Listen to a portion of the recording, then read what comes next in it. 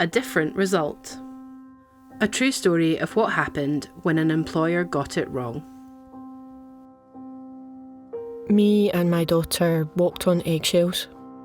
My husband told me I was worthless. He said if he lost me, he'd kill himself, and if I ever left him, he'd kill me. I thought I was losing my mind. The only place I felt safe was at work. Then my husband got a job in the same place. He used to come into my office and make a show of hugging me while he whispered threats in my ear. Endless phone calls and texts while I was at work to keep me scared.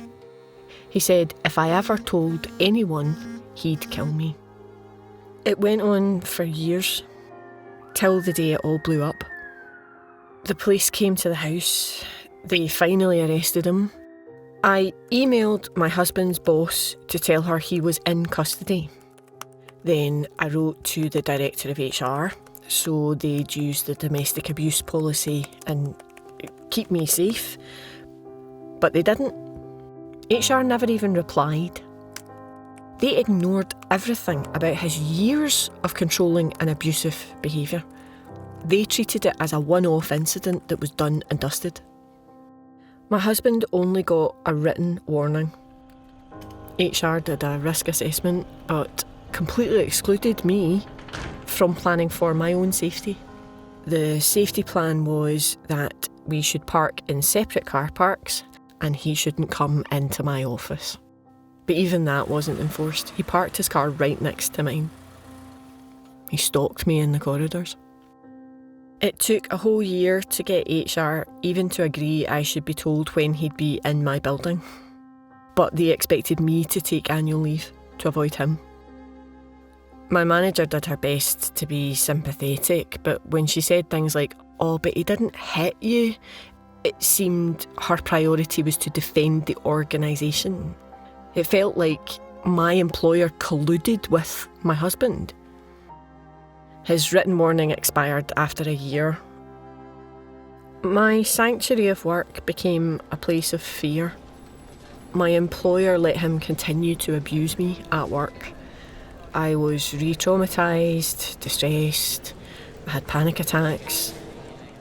My psychiatrist wrote to HR to tell them the way you are managing this is keeping my patient unwell. My employer ignored that too. I had to choose between my job and my safety. What would you have done? I left my job. Result for the organisation, they lost a professional, qualified, senior employee with 20 years' experience. Result for me, I had to give up a well-paid, full-time, permanent job for a low-paid, part-time, temporary work somewhere else. I lost my income, job security, future earnings, my pension, and my professional status. Could it have been different? Definitely. If the organisation had followed best practice, it would have been different right down the line. When I first reported to the HR director and they ignored me, HR should have responded to my report and reassured me they'd keep it confidential. They should have discussed the domestic abuse policy with me, asked me what I need to feel safe at work, and told me what support I could get. They should have kept in touch while I was off work. Overall, HR should have taken my case seriously. When I went back to work, HR should have checked in with me. I wish they'd understood the basics, that domestic abuse is not a one-off incident. They definitely should have included me in risk assessment and safety planning, because I'm the expert on the tactics my husband used to abuse me. And once a safety plan is in place, they need to enforce it. There are practical things they could have done, like giving me flexible working and special leave, moving my abusive husband to a different location, making sure he wasn't allowed in the building where my office is. When they gave my husband nothing but a written warning, HR should have used the domestic abuse policy and employee code of conduct to make sure he didn't continue terrorising me at work. When my manager said the wrong thing, the right thing would have been to give me a safe and supportive space to talk. She should have understood how my husband's abuse can affect my work and told me about local support like Women's Aid. What I needed from my manager was for her to prioritise my needs. To sum it up, employers have an important role when it comes to the impact of domestic abuse. A policy isn't enough. You need training to build understanding, and you need to take action.